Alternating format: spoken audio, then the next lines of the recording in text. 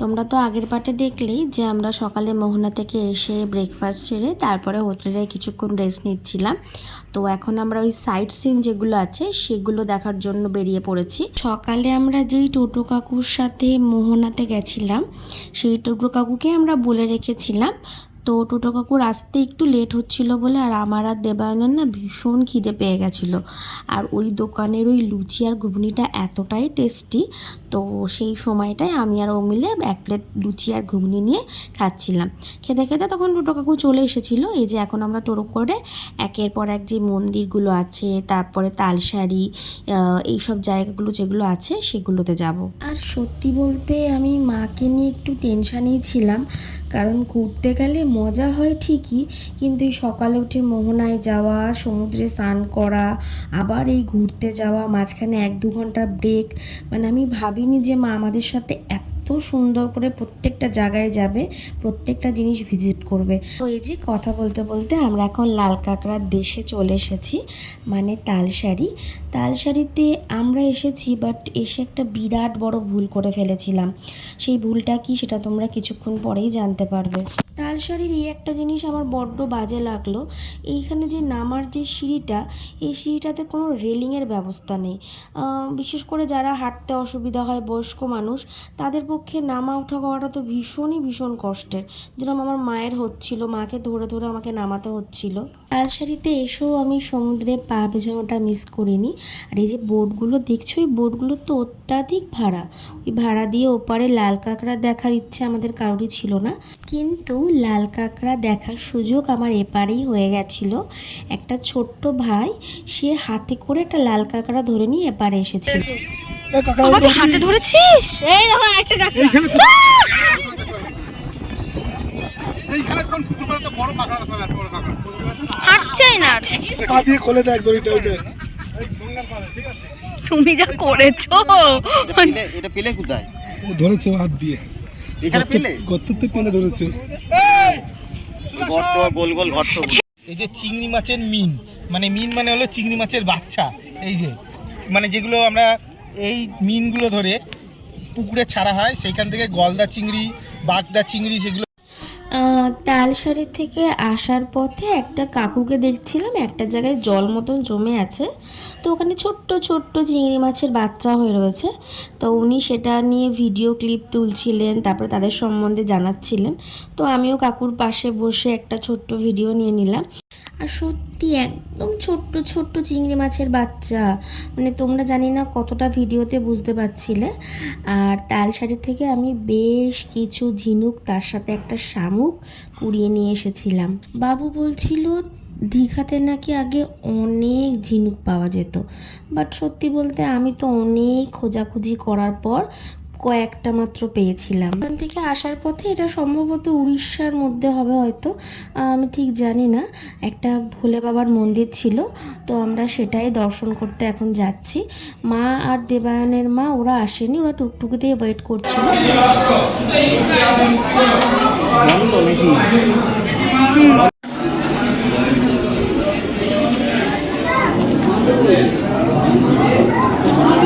Har Har Mahadev, bomb ভোলে।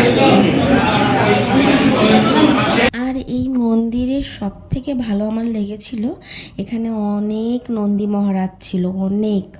তা আমি, বাবু আর দেবায়ন মিলে একটা নন্দী মহারাজকে আদর করছিলাম।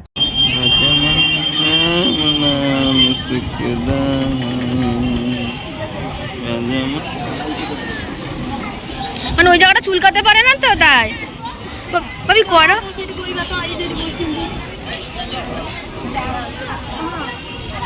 এই গলায় হাত দাও তুমি। সাইট সিনগুলো ভিজিট করার পর এখন আমরা আবার সি বিচে চলে এসেছি। সি বিচে যাওয়ার আগে আমরা সবাই মিলে একটুখানি ডাব আর তার সাথে ডাবের মালাই খেয়ে নিচ্ছিলাম। আর তোমাদের তো ফার্স্টেই বললাম যে একটা কেলেঙ্কারি হয়ে গেছে। ব্যাপারটা হয়েছে ওই তালসারিতে গিয়ে প্রচুর হাঁটা পড়েছিল, তো সেই জন্য আমার মায়ের শরীরটা হট করে ভীষণ খারাপ হয়ে পড়েছিল। তো সেই জন্য এই সি বিচে আমি, বাবু আর দেবায়ন আমরা 3 জন এসেছিলাম, আর ওরা 2 জন হোটেলেই ছিল। কারণ এত হাঁটাহাঁটি করার পর না মার পারছিল না, তাই খুব ভুল হয়েছিল আমাদের তালসারিতে যাওয়া। সকালে আমরা বাসে করে আবার বাড়ি ফিরে যাব। তো আর সত্যি বলতে সমুদ্রে স্নান করে যতটা মজা আছে ওই তালসারিতে গিয়ে তার 1%ও মজা নেই।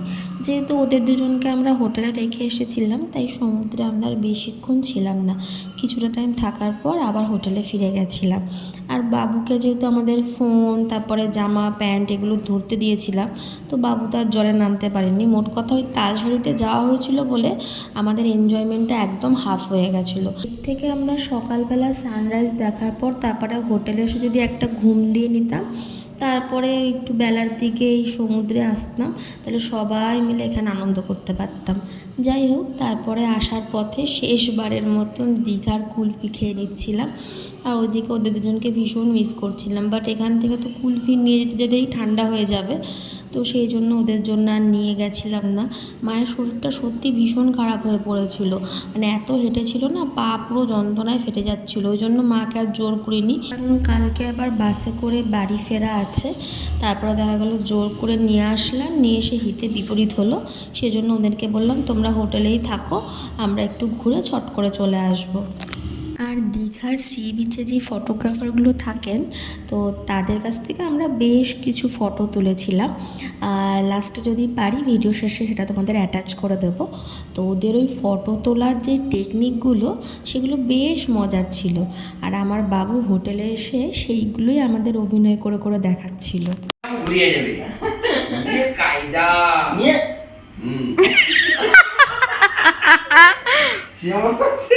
দুপুরবেলা লাঞ্চ সেরে তারপরে রেস্ট নিয়ে সন্ধ্যের দিকে আমি, দেবায়ন আর বাবু আমরা 3 জন মিলে আবার একটু সি বিচের দিকে গেছিলাম। দুপুরে লাঞ্চ সারার পরে তারপরে আমাদের সবার শরীরটাই ভীষণ খারাপ হয়ে পড়েছিল, কারণ সেদিনকে যেহেতু স্যাটারডে ছিল, আর স্যাটারডেতে আমরা নিরামিষ খাই, তো ওখানেই একটা নিরামিষের খাবারের দোকান থেকে আমরা খাবার নিয়েছিলাম। বাট ওই খাবারের কোয়ালিটিটা ভীষণই বাজে ছিল।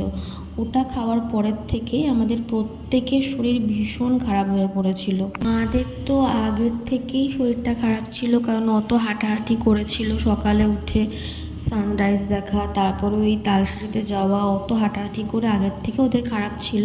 তারপরে দুপুরে ওই লাঞ্চ করার পর থেকে আমাদের 5 জনেরই শরীর ভীষণ খারাপ হয়ে পড়েছিল। তো খাবারটা খুব একটা ভালো ছিল না। ওখানে নাকি ঠাকুরের ভোগ, আমি ঠিক এক্স্যাক্ট জায়গার নামটা বলতে চাইছি না, ঠাকুরের ভোগ বলে আমাদের খাবারটা দিয়েছিল, বাট খুবই বাজে, এতটা বাজে খাবার।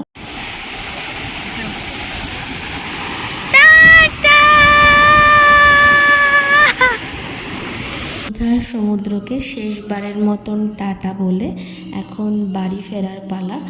জানি না কেন তখন না ভেতর থেকে খুব একটা ইমোশনাল হয়ে পড়ছিলাম, আর মনে হচ্ছিল যে এই সমুদ্রটা তো কাল থেকে আর দেখতে পাবো না, কিন্তু বাড়ি তো ফিরতেই হবে। ওখান থেকে টুকটাক কিছু শপিং করে এখন আমরা হোটেলের দিকে যাচ্ছি। আর যাওয়ার পথে আমি নিয়ে নিয়েছিলাম একটা আইসক্রিম, কারণ আমার ভালো লাগছিল না তখন কিছু, আর পেয়ে গেছিলো ভীষণ খিদে, কারণ দুপুরবেলা তো সেরকম পেট ভরে খেতে পারিনি, তারপরে শরীর হয়ে গেছিলো ভীষণ খারাপ। তো আইসক্রিমটা খেয়ে আমি শরীর প্লাস মন দুটোকেই ভালো করার চেষ্টা করছিলাম। হোটেলে ঢোকার আগে হোটেলের নিচ থেকে একটু কিছু খাবার নিয়ে নিচ্ছিলাম, কারণ ভারী খাবার কেউই সেরম খাবে না বলছিল, তাই জন্য হালকা কিছু খাবার সবার জন্য নিয়ে নিচ্ছিলাম, কারণ পরের দিন সকালেই আমাদের আবার বাসে করে বাড়ি ফেরা আছে। আর আমি ওখান থেকে কয়েকটা ক্লিপ আর 1 প্যাকেট ঝিনুক কিনেছিলাম। বাড়ি গিয়ে সবাইকে এই একটা করে ক্লিপ দেব আমার দীঘার স্মৃতি হিসাবে। মার্চ মাস যেহেতু আমার জন্ম মাস, তো সেই মাসে যেহেতু দীঘাতে যাওয়া হয়েছিল, তো বাবু আর বাবি মিলে সন্ধ্যের দিকে দেখলাম বেরোলো। আমার যেহেতু শরীরটা ভালো ছিল না, তো আমি আর বেরোতে চেয়েও ছিলাম না। তো আর ওরাও দেখলাম আমাকে বললো না, নিজেরা একটু বেরিয়ে ঘুরে আসলো। তো ওরা যে বেরিয়ে এই সব করেছে সেটা আমি সত্যিই বিশ্বাস করতে পারছিলাম না, মানে পুরো ব্যাপারটাই আমার কাছে সারপ্রাইজ ছিল।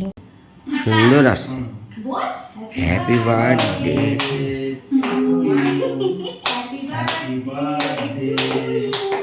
দীঘা।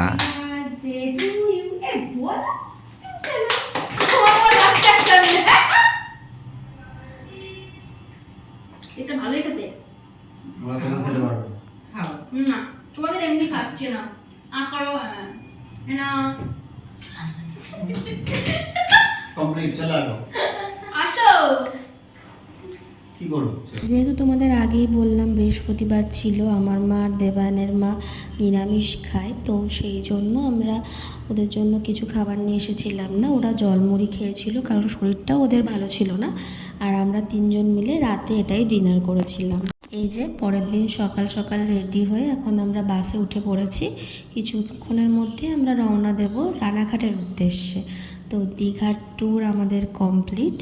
সত্যি বলতে বাড়ি ফেরার সময় একটু খারাপই লাগছিল। যখন সমুদ্রের পাশ দিয়ে আসছিলাম তখন মনে হচ্ছিল কালকেই এই সমুদ্রে লাফালাফি করলাম, আর আজকে লাফালাফি করতে চাইলেও করতে পারবো না, কারণ বাড়ি যেতে হবে। বাসের উইন্ডো থেকে বাইরের ভিউটা দেখতে দেখতে আমরা বাড়ির দিকে এগোচ্ছিলাম, আর বাসের মধ্যে একটা সিনেমা চালিয়ে দিয়েছিল যত সম্ভব পুষ্পা। তো আমার বাবু বেশ ওই বইটাকে এনজয় করছিল, আর সত্যি বলতে মুভিটা চলছিল বলে বাসের জার্নিটাও একটু কম মনে হচ্ছিল, কারণ আমি তো ভীষণ ভয়ে ছিলাম। আমার তো এই বাসে বা গাড়িতে উঠলে ভীষণ বমি হয়। যদিও আমি বাসে ওঠার আগে বমির ওষুধ খেয়েই উঠেছিলাম, বাট তাও একটা ভয় কাজ করে। ভগবানের আশীর্বাদে সেরকম কিছুই আমার হয়েছিল না। আমি একদম সুস্থভাবে বাস থেকে নেমেছিলাম, আর বমি হবেই বা কোথা থেকে। আমি তো সকালবেলায় একটা বিস্কুট খেয়েছিলাম শুধু ওই ওষুধটা খাবো বলে, আর সেরকম কিচ্ছু খাইনি, শুধু এই বমির ভয়। তো কিছু না খেলে আর বমি হবে কি করে। বাট সত্যি বলতে বাসে করে এত দূর যাওয়া আমার একদম ভালো লাগে না, কারণ এখানে তো ওয়াশরুমের ভীষণ সমস্যা, আর বিশেষ করে মেয়েদেরকে এই প্রবলেমটা ফেস করতে হয়। এর থেকে ট্রেনের জার্নি অনেক বেটার, কিন্তু ট্রেনে ওই যে সকালে ট্রেন আসবে বলে রাতে ট্রেন আসলো, ওই ভয়েই তো আমরা আবার দীঘার থেকে বাসের টিকিট কেটেছিলাম। না হলে আমরা তো বাড়ির থেকেই রিটার্ন টিকিট কেটেছিলাম ট্রেনের, বাট ওই টাইমিংয়ের এত সমস্যা, তাই জন্য ক্যান্সেল করে আমরা দীঘায় আবার বাসের টিকিট কেটেছিলাম। যাই হোক, ভালোই ঘোরাটা আমাদের কমপ্লিট হয়ে গেছিলো। তো আমার এই দীঘার ট্যুরের ব্লগটা এইটুকুই। এরপরে আর ব্লগটা কন্টিনিউ করিনি, কারণ ওই স্টেশনে নেমে একটু সমস্যা হয়ে গেছিলো, শরীরটা আর ভালো লাগছিল না। তো এইটুকুই আমার দীঘার ব্লগগুলো তোমাদের কেমন লাগলো সেটা অবশ্যই জানিও। ভালো লাগলে লাইক কমেন্ট শেয়ার করতে ভুলো না। আর আগের পার্টগুলো যারা দেখোনি তারা অবশ্যই চ্যানেলে গিয়ে দেখে নাও, দেওয়া আছে। Thanks for watching.